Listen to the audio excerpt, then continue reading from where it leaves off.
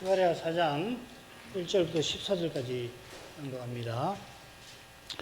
내게 말하던 천사가 다시 와서 나를 깨우니 마치 자는 사람이 깨우임 같더라. 그가 내게 묻되 네가 무엇을 보느냐?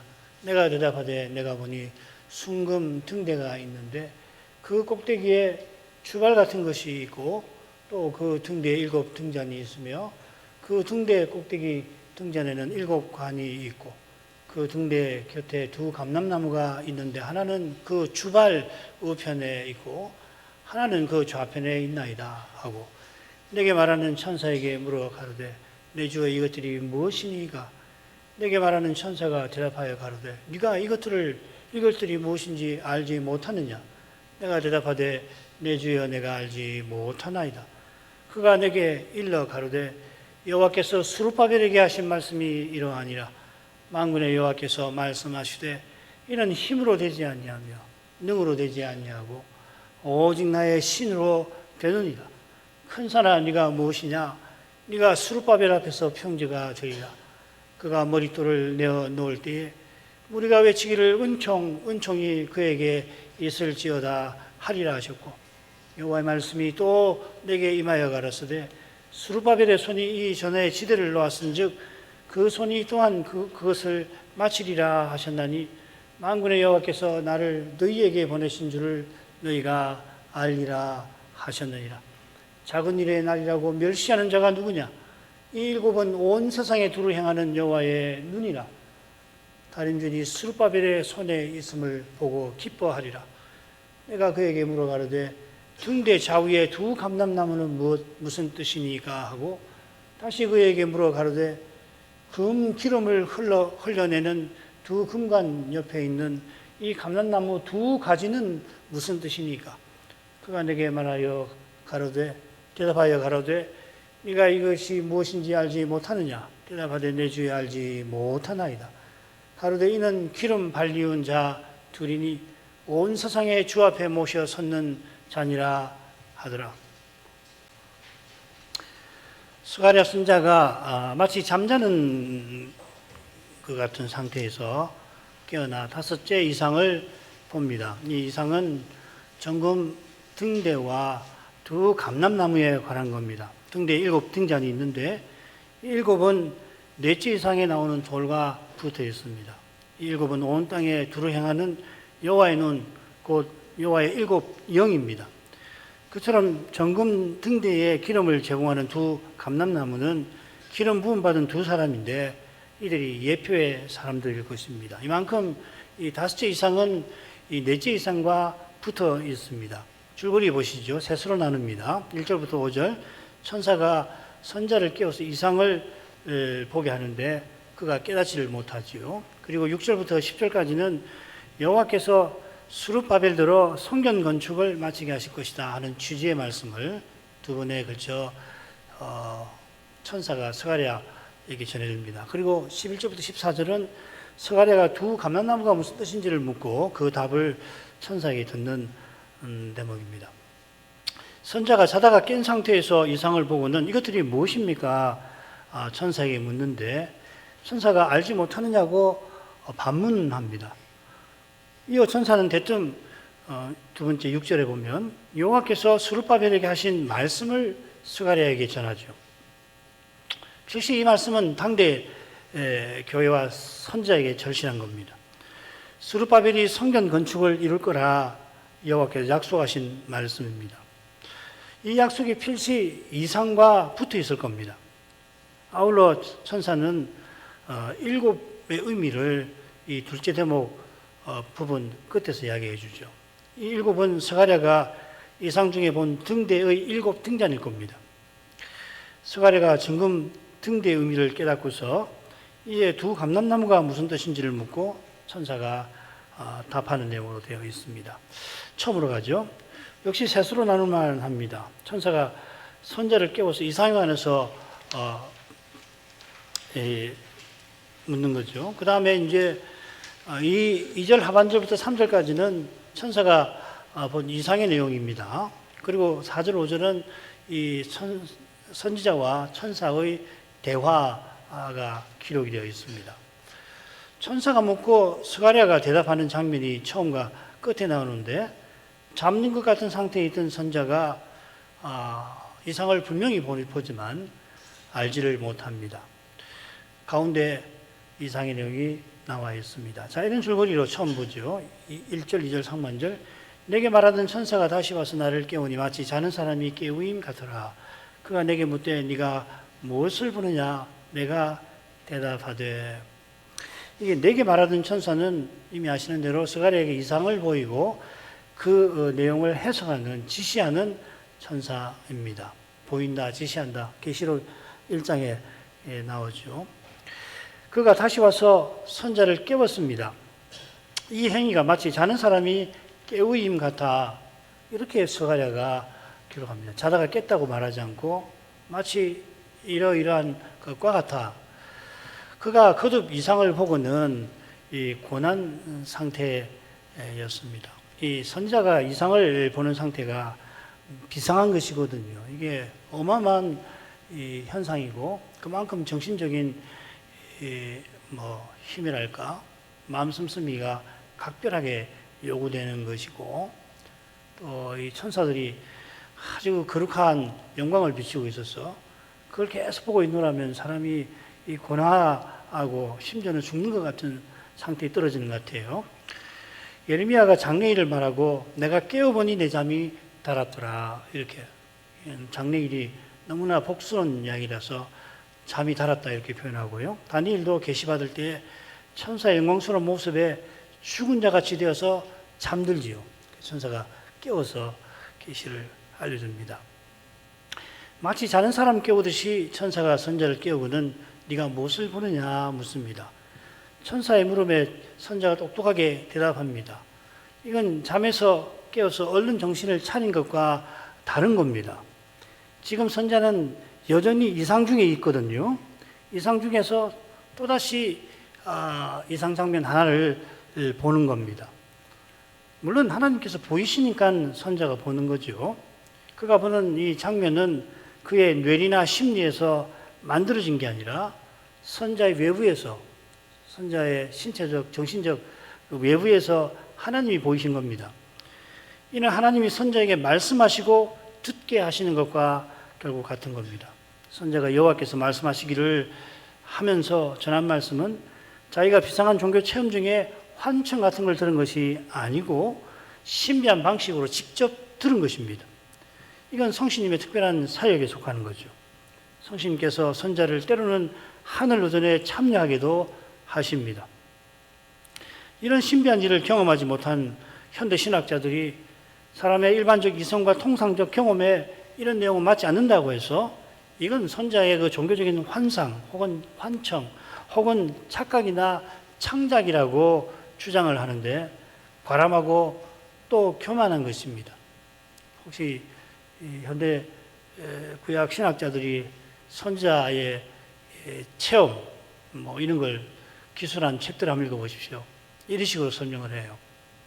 왜냐하면 기적이나 이런 거 안 믿으니까 현대 신학, 현대 사상이라는 게 기적이라는 걸 인정을 하지는 않잖아요.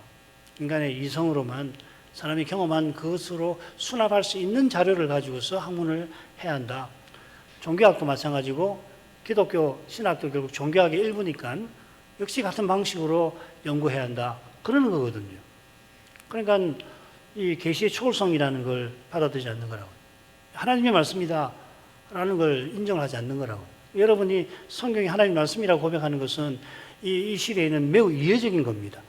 이례적인 게 아니라 이 시대의 풍조에 비하면 이상한 사람들 혹은 미련한 사람들이라고 멸시받는 그런 고백이거든요. 그러나 성경이 하나님 말씀이라는 건 이 참된 신앙을 가진 사람들은 성신께서 믿지 않을 수 없게 하시는 거 아니에요? 그 어떻게 증명할 건가? 어떤 식으로 이게 하나님 말씀이라는 것을 입증하실래요? 성신님이 우리 안에, 여러분 안에 계시는 걸 어떻게 확인하시고 입증하실래요? 길이 있습니까? 방법이 있어요? 있죠. 그 실질이 있어야 되는 거라고요. 그렇지 않으면 이 종교, 신앙은 도덕으로 금방 바뀌어버려요. 상식으로 바뀌고 심지어는 괴상한 경험으로도 변질되고 그렇게 되는 거거든요. 그러니까 이런 걸 읽으실 때에 뭐 당연한 것이지만은 이게 당연한 게 아니에요. 그처럼 이 선자 이상과 그 교훈을 깨닫는 길은 오직 성신의 감화에 있습니다. 오신 그리스도와 하나님 나라와 붙어 있습니다. 방금 제가 말씀드린 질문의 답이 여기 있는 거죠. 그죠? 자, 그 다음으로 가죠. 내가 보니 순금 등대가 있는데 그 꼭대기에 주발 같은 것이 있고 또 그 등대에 7 등잔이 있으며 그 등대 꼭대기 등잔에는 7 관이 있고 그 등대 곁에 2 감람나무가 있는데 하나는 그 주발 우편에 있고 하나는 그 좌편에 있나이다. 스가랴가 먼저 등대를 봅니다. 등대가 전부 금입니다. 순금 혹은 정금 등대입니다. 등대 꼭대기에 주발, 그릇이 있다는 거죠. 그죠? 밑에 그 2개의 제가 그림, 하나는 그림 그야말로 명화같이 그린 거고 위에는 조금 다소 어색한 모습으로 그려져 있는데 둘 다 뭐 추측하는 거 상상해 보는 거잖아요. 스가랴가 정확하게 뭘 봤는지 어떻게 알아요? 아무도 모르지요. 모르는데 그 내용을 어느 정도 짐작하기 위해서 이 상상으로 그린 그림 2개를 밑에 그림이 좀 더 정교하고 조금 더 세련되어 보이는데 알 수 없어요. 그러나 2개를 보시고 등대가 있고요. 등대 위에 주발이 있습니다. 주발은 그릇이잖아요. 그죠? 그릇이 있고 그 다음에 등대 위에 또 등대 위에는 7 등잔이 있죠. 불을 켜는 등잔이 이렇게 7 있죠. 그죠? 7 관이 등잔에 있는데 이 관들이 등대 꼭대기에 있다고 그랬습니다. 그러면은 이 관들은 주발과 연결되어 있다라고 하는 것을 말하는 거겠죠. 그죠? 여기서 이제 기름이 흐르는데 그 기름을 금기름이라고 3번째 대목에서 이야기를 하고 있잖아요.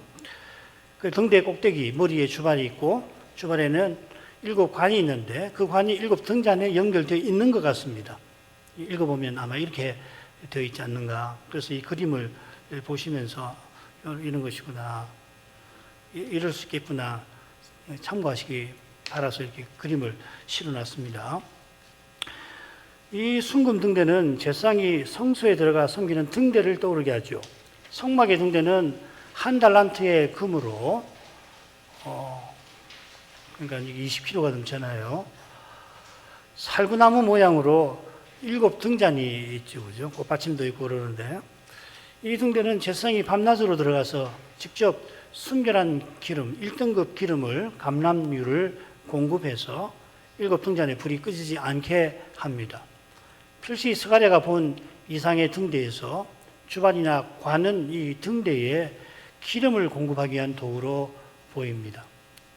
성막은 제사장이 기름을 들고 와서 붓잖아요. 그죠? 이 이상 속에서는 그런 것이 없으니까 그런 내용에 해당되는 것이 이 주발과 관 그리고 감람나무가 되겠죠. 이어 스가랴가 2 등대 곁에 2 감람나무를 보는데 2 나무가 주발 우편과 좌편에 있습니다. 등대 좌우편이 아니고 주발 좌편, 주발 우편이라고 되어 있죠. 그죠? 결국 등대의 좌편 우편에 있는 건데 주발이라고 언급을 하고 있습니다. 성막 등대에 제사장이 묻는 관유는 감람 열매, 올리브 열매에 썼죠. 그죠? 그걸 돌로 찧어가지고서 짜가지고 맨 처음 나오는 1등급 기름을 여기다가 등대에 쓰는 관유로 만드는 거죠. 그런데 스가랴 이상의 등대는 2 감람나무에서 직접 기름이 공급이 되는 것 같아요. 그래서 3번째 부분에 보면은 2 감람나무가 무엇입니까? 하고 또 가지가 무엇입니까? 이렇게 묻죠. 그죠? 이걸 2번을 물었습니다. 감람나무인데 가지를 언급했어요. 가지를 통해서 금 기름이 이 등대에 공급된다. 이렇게 되어 있죠.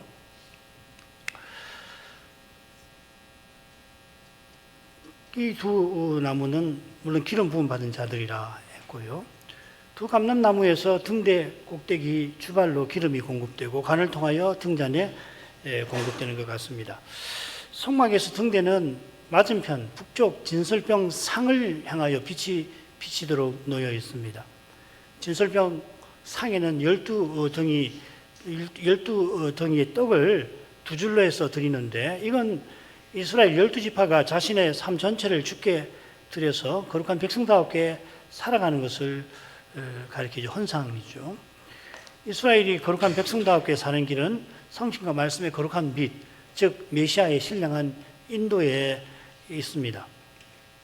4절 5절로 갑니다. 내게 말하는 천사에게 물어가로되 내 주여 이것들이 무엇이니까? 내게 말하는 천사가 대답하여 가로되 네가 이것들이 무엇인지 알지 못하느냐? 내가 대답하되 내 주여 내가 알지 못하나이다. 선자가 이상을 보이고 해석하는 천사와 어떤 대화를 나누는지 기록을 합니다. 5 이상 전체 절수가 10넉절인데 선자와 천사의 이런 대화가 적어도 6절이나 됩니다. 굉장한 분량이죠, 그죠? 결국 단어 수 가지고서 이제 해야 이제 몇 %다 이렇게 알 수 있는데, 절수로만 하면 지금 45%가 이런 대화를 기록하고 있다고요. 어때요? 여러분 갖고 계시는 통념하고 좀 다르잖아요? 이상이니까 이상의 내용을 많이 써야 될 것 같지 않아요? 그죠? 근데 의외로 이 대화를, 그것도 뭐 안다는 이야기도 아닙니다. 묻고, 되묻고, 그리고 몰라요. 대답은 맨 마지막에 하나 나오죠, 그죠?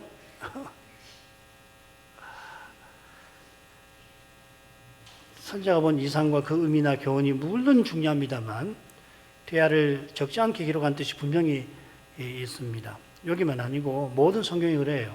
복음서도 보면 오늘도 귀신 쫓아내시는 사건 우리 공부했잖아요. 거기에 8절이잖아요. 21절부터 28절. 귀신 쫓아내는 내용은 23절부터 26절 넉절 나옵니다. 그리고 앞에 2절, 뒤에 2절은 교훈에 관한 내용이 나오잖아요. 그죠?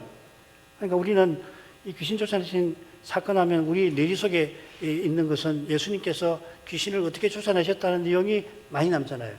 자연스러운 겁니다. 그런데 마가는 그 내용의 버금가도로 예수님께서 교훈을 전하시고 그걸 듣고 놀랬다라고 하는 내용이 이렇게 배열이 되어 있단 말이에요. 아시겠죠? 그러니까 마가가 귀신 쫓아내시는 표적을 기록하면서 강조점이 뭐냐면 교훈에 있는 거라고요. 교훈. 그걸 주의해서 읽도록 그렇게 적어놨거든요. 그러니까 이 같은 사건이 누가복음에도 있는데 그걸 비교해 보면은 비교해봐도 뭐 마찬가지로 비슷한데요. 보면은 이 같은 사건도 강조점이 똑같진 않아요.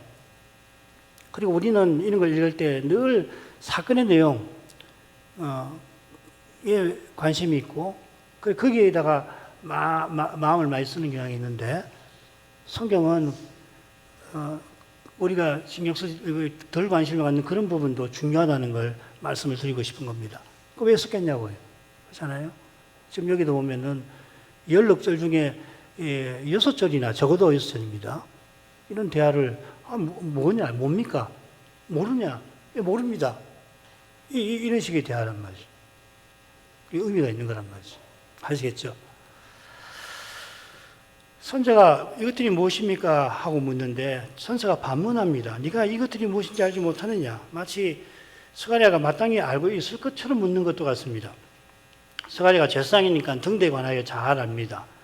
선자니까 등대의 교훈과 의미 분명히 알 겁니다. 그런 스가랴에게도 이상의 장면 중 분명히 이례적인 자기의 깨달음이 들어오지 않는 내용들이 분명히 있죠. 가령 등대 꼭대기의 주발과 관이 그렇고 더욱이 주발 좌우에 이 두 감람나무가 그럴 겁니다. 어떤 책을 보니까 11절에 스가랴가 질문한 것을 토대로 해서 여기 이것들이 무엇입니까? 물어서 이것들은 두 감람나무다. 그렇게 해석하는 분이 있습니다만은 저는 충분히 이해가 되지 않았습니다.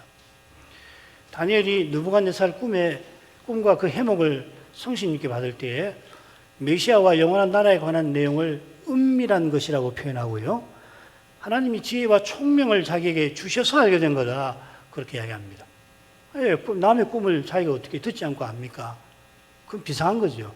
그런데 실은 이 다니엘이 강조하는 건 뭐냐면 느부갓네살의 꿈을 내가 듣지 않고 알았다는 그것보다 더 중요한 게 있어요. 그게 뭐냐면 그 꿈이 오신 메시아에 관한 거라고 하는 그걸 다니엘은 강조하는 거라고. 우리는 다니엘이 듣지도 못한 느부갓네살의 꿈을 보았다는 것에 사실은 놀라잖아요. 어떻게 저런 수도 있구나. 예, 맞습니다. 너무너무 이례적인 겁니다. 그런데 그보다 더 중요한 게 있어요. 그거보다. 그 놀라우니까 우리가 관심을 갖지만은 그 놀라움보다 훨씬 더 놀라운 것이 뭐냐면 메시아 오신다는 거예요. 그분이 오셔서 하나님 나라를 영원한 제국으로 세우신다는 이게 훨씬 더 중요한 거라고요. 이거는 성신님이 아니고는 깨달을 수 없는 거라고요. 여러분이 그리스도와 하나님 나라에 대해서 이미 아시는 것이 많은데 그 알게 된 것이 작은 게 아니에요. 그걸 당연한 걸로 생각하시면 안 됩니다. 알았더라도 계속 터득하지 않으면 결국 지식만 형용화되기 쉬운 것이거든요. 늘 성신을 의지하셔야 돼요. 그래서 그렇구나.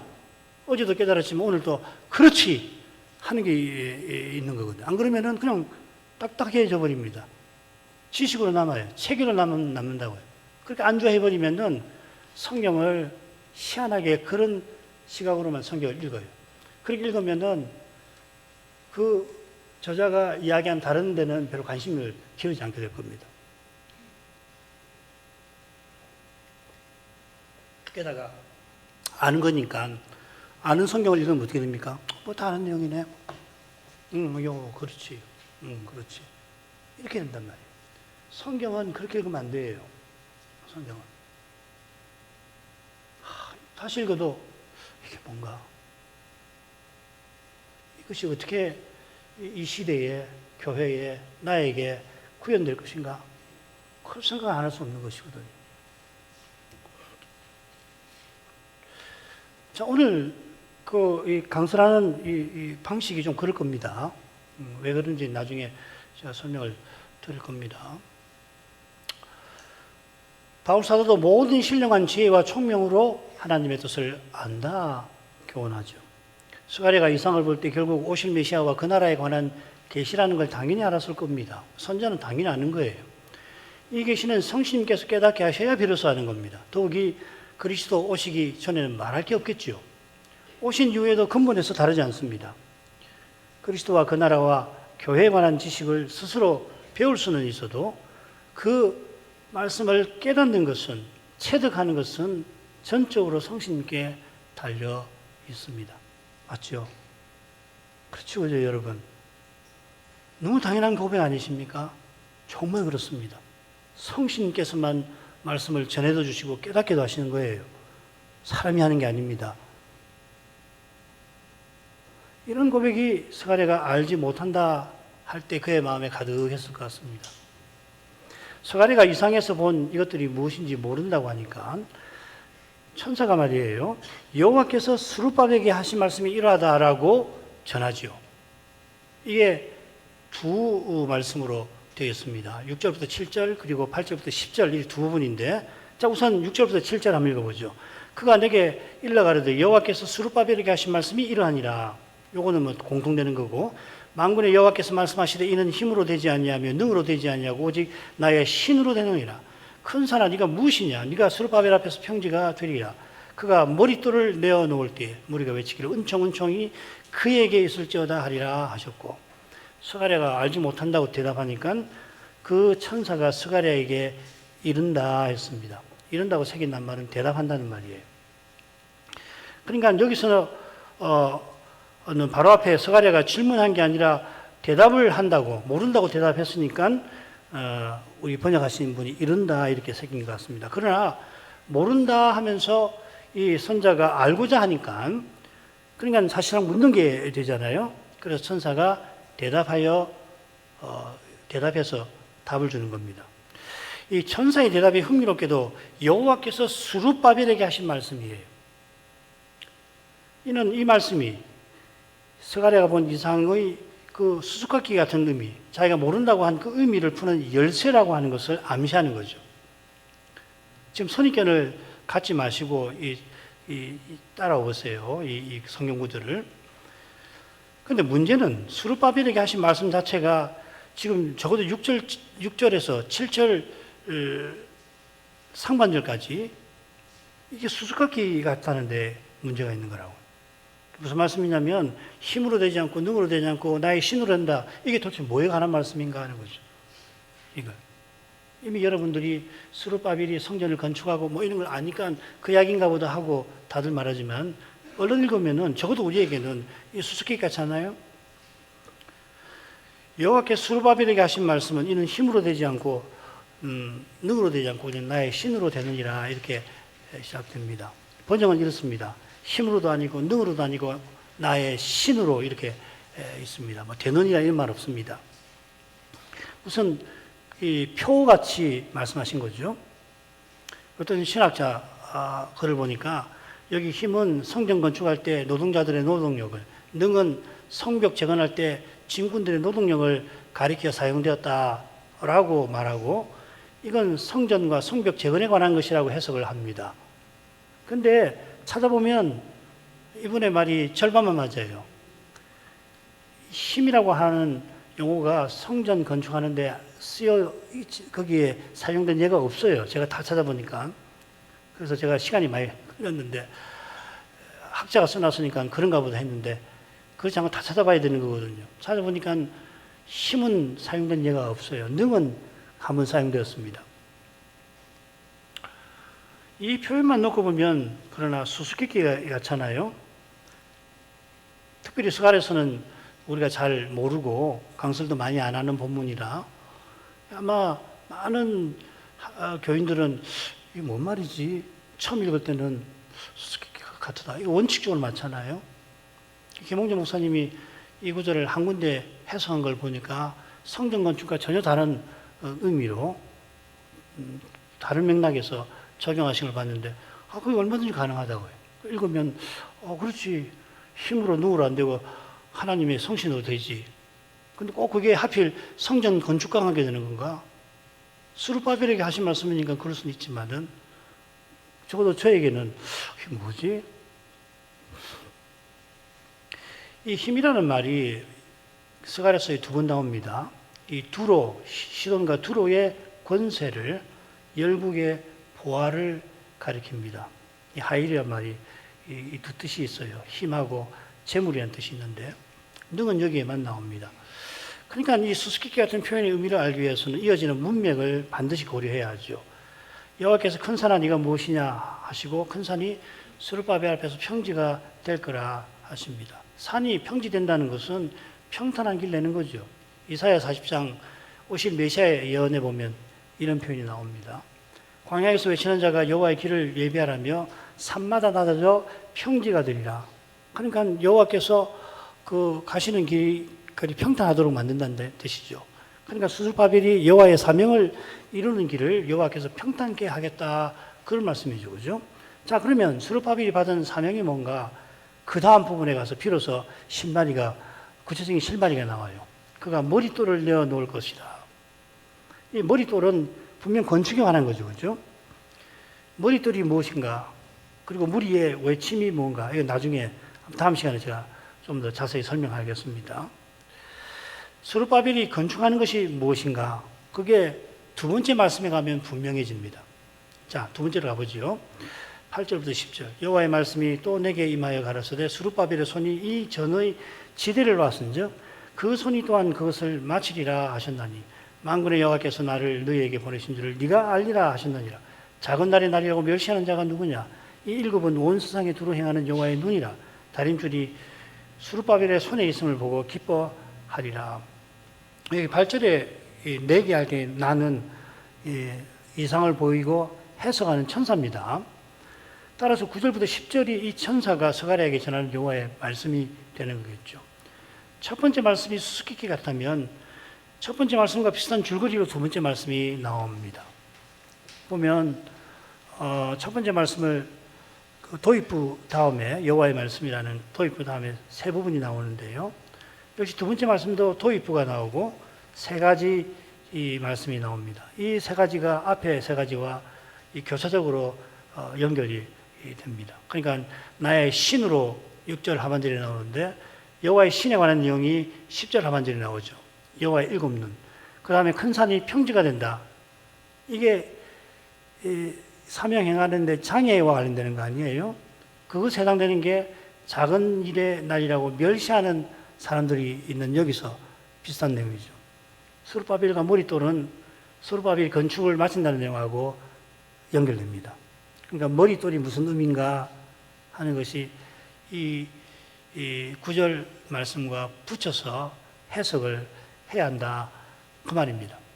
자, 오늘은 이 9절과 7절 하반절 말씀 이 일부 이 부분들 하고 마치려고 합니다. 스룹바벨의 손이 이 전의 지대를 놓았다 하십니다. 이 집이란 말인데 성전이겠죠. 여호와께서 그 집이라고 하지 않고 이 집이라고 말씀하십니다. 이는 정금 등대가 여호와의 집을 가리킨다는 뜻일 겁니다. 지금 성전이 없잖아요. 그죠? 성전이 지금 없는 상태고, 그리고 지금 이상 가운데잖아요. 이상 가운데. 그래서 이 집이라고 하는 거라고. 이 집. 그 집이 아니고, 내 집이 아니고. 정금 등대가 성막 성소의 세 기물 중 하나니까 여호와께서 부분 이 전체를 나타내는 제유법 표현을 쓰신 것일 수도 있습니다. 제유법 아시죠? 그죠? 홀은 왕권을 상징하잖아요. 홀이라고 하는 왕이 들고 있는 그 막대기가 왕과 왕권 전체를 대표하는 물건 아니에요. 이게 제유법이죠. 그죠? 사람이 떡으로만 사는 게 아니고, 사람이 뭐 떡만 먹고 삽니까? 뭐 고기도 먹고 채소도 먹고 포도주도 마시고 뭐 그러잖아요. 근데 떡이라고 하는 것은 인생이 먹고 사는데 필요한 양식을 대표하는 표현이잖아요. 이걸 제유법이라고 합니다. 그럴 수도 있지만 계시록에서 7등대, 즉 7촛대가 교회를 가리키는 그 장면을 고려하면 여호와께서 지금 수사법을 쓰신 것은 아닌 것 같아요. 성전의 본질을 가리키시는 것 같습니다. 7눈이 어린 양께 있는데 어린 양께서 성전이십니다. 성신께서 어린 양을 믿는 교회와 신자 안에 계십니다. 어린 양의 복음을 전하고 받는 거기 하나님과 그리스도께서 계십니다. 여기 그리스도가 임재하십니다. 그리스도 얼굴에 나타난 하나님의 영광을 아는 광채가 그 예배 자리에서 비치는데, 장차는 하나님의 영광이 등대인 어린 양을 통해서 새 예루살렘 성에 충만할 것입니다. 이 모든 것이 하나님의 신의 사역에 속하죠. 스룹바벨이 이전에 지대를 놓았으니 그의 손이 또한 그것을 마칠 것이라 하십니다. 스룹바벨이 성전 건축자라고 하시는데, 성막도 이 총독보다 권위 있는 지도자 모세가, 성전도 이스라엘 왕 솔로몬이 건축했습니다. 마지막 성전, 영원한 성전은 이들이 예표로 가리키는 메시아 왕께서 세우십니다. 이것은 성전이 만왕의 왕이신 하나님의 집인 사실과 붙어 있습니다. 그리스도는 만왕의 왕이신 하나님을 그분의 왕궁에서 가장 가까이서 모시는 대제사장이고, 제사장은 왕궁에서 왕을 섬기는 신하라고 말씀드렸습니다. 동시에 그분의 통치에 참여하는 왕이십니다. 멜기세덱 반차를 두신 왕이시죠. 이게 스가랴 3장 7절에도 나온 말씀입니다. 그리고 이게 실은 성경을 관통하는 주제이기도 합니다. 왜 그렇습니까? 모든 성경이 그리스도를 증거한다는 그 진리와 통할 뿐 아니라 바로 이 진리의 핵심 내용이기도 합니다. 그리스도가 누구냐 할 때 멜기세덱 반차를 두신 대제사장 메시아이시다라고 하는 거죠. 이 진리는 결국 우리가 교회와 하나님 나라로 서나가게 하시는 은혜의 수단이 되는 거죠. 말씀이. 멜기세덱 반차의 대제사장이신 그리스도께서 주님의 교회를 친히 세워 하나님 나라를 친히 드러내시는 것입니다. 사람이 드러내는 거 아니에요. 사람이 드러내려고 하면 인간 나라가 드러나는 거죠. 주님께서 아버지께 간구하시며 자기 원수를 발등상 되게 하신다는 아버지의 약속을 기다리십니다. 기도하시고 원수를 발등상 되게 하시는 것은 통치죠. 스룹바벨의 성전 건축은 요컨대 오실 메시아와 하나님 나라를 가리킵니다. 이런 내용에 비추어서 만군의 여호와께서 나를 너에게 보내신 줄 네가 알리라 하는 이 천사의 말을 생각할 만합니다. 성전 건축이 마치면 이 천사가 전한 말씀이 참된 사실을 스가랴가 확신하게 된다 이 말이겠죠. 이는 천사가 궁극적으로 메시아와 하나님 나라를 전한 사실과 붙어 있을 겁니다. 자, 우선 사람이 볼 때에 성전 건축이 당장 쉽지가 않을 겁니다. 밤의 이상을 본 때가 다리오 제2년 11월 24일인데 이 중단되었던 성전 건축이 재개되고 5달 지난 시점입니다. 언제 재개됐냐면 제6월 24일에 재개됐거든요. 지금 11월이니까 5달이죠. 이때 성전 재건 연대를 한번 보십시오.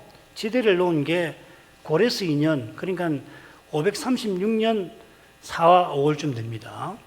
그리고 성전이 언제 중단되냐면 주전 536년부터 해가지고 520년 2월 24일에 시작했으니까 23일까지 중단이 된 거죠. 그죠? 그러니까 대략 16년 좀 됩니다. 그리고 재개된 것이 다리오 2년 6월 24일, 주전 520년 9월 21일이라고 그래요. 그 다음에 완공은 언제냐면 제6년 12월 3일. 이걸 주전으로 하면 515년 2월 3월이 됩니다. 4년 몇 개월 걸린 셈이죠. 그죠? 성전 지대를 놓은 기간은 포로에서 돌아와서 번제단 세우고 또 초막절을 7월에 지낸 직후 대6 달로 추산이 됩니다. 돌을 뭐 옮겨오고 그렇게 하니까 그걸 계산해 보면 대략 길게 잡으면 6달, 좀 좁히면 뭐 더 줄일 수 있지만 한 5달쯤 되는 것 같아요. 성전 건축이 재개되고 비슷한 기간이 흐른 그때에 선자 스가랴가 밤의 이상을 보았습니다. 포로에서 돌아와서 기쁜 마음에 힘써서 성전 지대를 놓았다가 몇 달 지나서 중단했던 그 아픈 기억이 스가랴의 마음을 무겁게 했을 것 같아요. 여호와께서 인생의 연약함을 다 아시고 천사를 보내어서 스가랴의 마음을 굳게 붙들어 주십니다. 선지자가 당대의 힘든 문제와 씨름하면서 오실 메시아와 영원한 나라를 바라보도록 하시는 겁니다. 아니, 오실 메시아를 바라며 당대의 현실을 대면하게 하시는 것이죠. 그처럼 우리도 다시 오실 그리스도를 기다림으로써 당면한 현실의 무게를 견디고 이기는 것입니다. 눈앞의 현실이 당장 어떻게 전개될지 전혀 알지 못하면 연약한 인생은 실로 두렵고 또 괴롭습니다. 문제가 심각하다 여기면 꼭 해결되기를 바라게 되는데 해결될 계기가 보이지 않을 경우 큰 근심이, 슬픔이 마음에 덮치죠. 거기서 벗어나는 길은 그리스도께서 형제들에게 아버지를 선포하시고 교회중에서 찬송하시는 그 영광을 보는 데서 열리는 것입니다. 그 영광을 보면 그만큼 다시 오시는 주님을 간절히 기다리게 돼요. 주를 전심으로 바라는 이들을 통해서 이들이 믿음에서 길에서 받는 고난을 통해서 약속하신 영광을 이루어 가시는 것입니다. 궁극적으로는 재림이에요. 그걸 다시 오시는 주님을 바라고 기다릴 때에 현실이 제대로 식별이 되고, 그리고 아직 오시지 않은 때니까 문제가 다 해결될 수가 없잖아요. 아직 오시지 않는데 어떻게 문제가 다 해결되나요? 문제가 해결된 것처럼 보여도 완전한 해결이 아니거든요. 더군다나 오시지 않았기 때문에 어떤 문제는 안 풀립니다. 심지어는 사람이 볼 때는 풀리지 않을 것처럼 보입니다. 그러니까 그리스도가 오셔야만 되는 것이.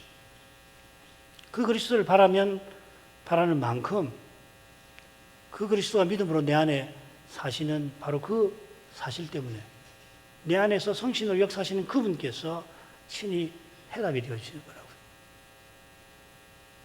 거기서 죽음을 넘어서는 믿음의 능력이 발휘되기도 하는 겁니다. 결국은 그 문제잖아요. 왜 두렵습니까? 문제가 어려운 게 해결 안 되면 어떡하나? 두렵죠. 근심도 되죠. 어떻게 될지 모르니까 당황스럽죠. 갑자기 오면은 그렇게 마음이 무겁잖아요. 그게 다 죽음과 관련돼 있잖아요. 죽음에 대한 두려움이라고요. 그게. 죽음이 무서워서 그런 거라고요. 그러니까 우리가 죽기 전까지, 다시 오실 때까지 이런 두려움을 피할 수가 없다고요. 히브리서 있는 것처럼 평생 죽기를 두려워하는 인생이란 말이 그 말이거든요. 신자도 그 두려움을 전혀 안 느낄 수가 없고 인생에 느끼는 거라고요.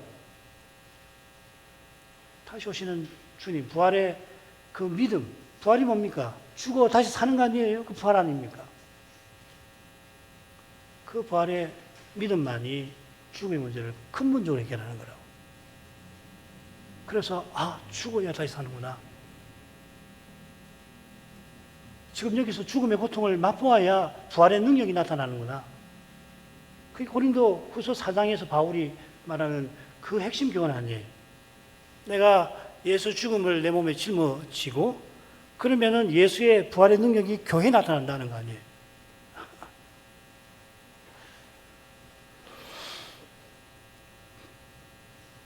모든 염려를 주께 맡긴다는 것하고 같은 말입니다. 결국은 죽음의 문제까지 모든 문제의 그 모든 밑에 깔려있는 게 죽음 아니에요. 그것까지 다 주님 손에 맡기고 죽든 살든 주님께 다 맡기고 내가 원하는 대로 될지 저도 수 없어요. 내가 바라는 것하고 전혀 다르게 당장에는 주께서 일들이 전개되기도 하실 수 있습니다. 그럴지라도 그 주님을 의지하는 거라고. 이게 그리스도 외에 무엇이든지 기꺼이 버리려고 하는 심정으로 이어지는 거라고요. 그러지 않으면 결국 별 수 없어요. 육신적인 태도를 못 벗어나는 겁니다. 당장 죽게 생겼는데 어떻게 가만히 있어요? 당장 억울한데 어떻게 가만히 있냐고요? 당장 슬픈데 어떻게 견디느냐고요? 근심이 누르는데 어떻게 참고 견디느냐고요? 그런데 하나님 말씀에 빛을 비춰주시면 그 빛을 받아서 주님께 구할 때에 그렇게 하신다고요.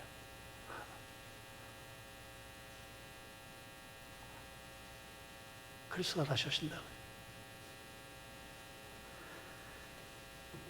첫 번째 말씀에서 이 부분과 짝을 이루는 내용이 스룹바벨이 머릿돌을 내어놓는 것이라 했죠. 내어놓습니다. bring out이라고 하는 말입니다.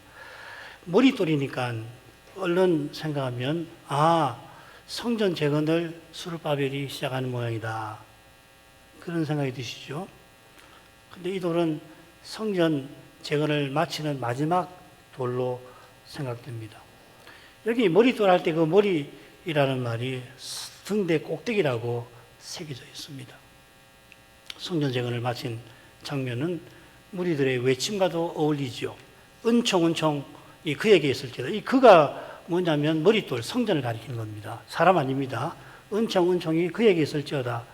무슨 사람에게 있다는 이야기인가? 그게 아니고 성전에 머릿돌에 있다 이 말입니다. 여호와께서 재건된 성전에 거하시기를 기뻐하시는 이 은총이란 말은 기뻐하다는 말입니다. 하나님께서 성전을 기뻐하셔서 거기 거하기를 기뻐하신다. 그런 걸 바라면서 외치는 것입니다. 그 다음 내용은 다음 시간 계속해서 할 수 있겠습니다. 걸어가신 아버지 스가랴의 5개 이상을 이날 살펴주셔서 감사드립니다. 선자에게 이상을 보이신 것은 여호와께서 장차 메시아 보내시는 그 일이 사람의 생각과 경험을 초월하는 위대한 사건인데도 있는 줄 압니다. 스스로는 아무도 예수께서 하나님 아들 그리스도이심을 깨닫고 믿지 못하듯이 성신님께서 감화하셔서 선자로 이상도 보고 깨닫고 깨달은 바를 이렇게 책에다가 써서 전하게 하신 줄 믿습니다. 선자가 이상을 보지만 자기에게 말하는 천사에게 내가 알지 못하노라 밝힙니다. 그 시대 누구보다 스가랴 선자가 정금 등대와 감람나무에 관한 이상에 관해서 누구보다 알만한 인물일 텐데 그런 그가 알지 못한다고 고백한 것은 이 이상이 필시 오실 메시아와 영원한 나라에 관한 계시인 것과 붙어 있겠나이다. 스가랴도 제사상이라 성소에 등대가 있고 그 등대가 진설병상을 비치도록 되어 있는 거기서 하나님이 메시아를 통해서 자기 백성과 함께 하시고 그들을 하나님께로 향하게 하시는 이 진리를 잘 알 텐데 그런데도 여전히 그가 이상 중에서 보고도 깨닫지 못할 만큼 하나님이 그리스도를 통해서 행하시는 일은 그와 같이 거룩하시옵나이다. 저희가 메시아 오신 이후에 살고 있고 또한 성신께서 그리스도의 영으로 내주해 주신 덕분에 선자들이 보고자 하던 하나님 나라의 신비를 직접 맛보게 하시지만 그러나 그 신비를 결코 다 알지 못하는 것을 고백합니다. 그리스도를 알게 하시면 그만큼 더욱 성신님을 의지하여서 주의 말씀을 더욱 터득해 나갈 수 있게 하시옵소서. 예수님 이름으로 기도합니다. 아멘.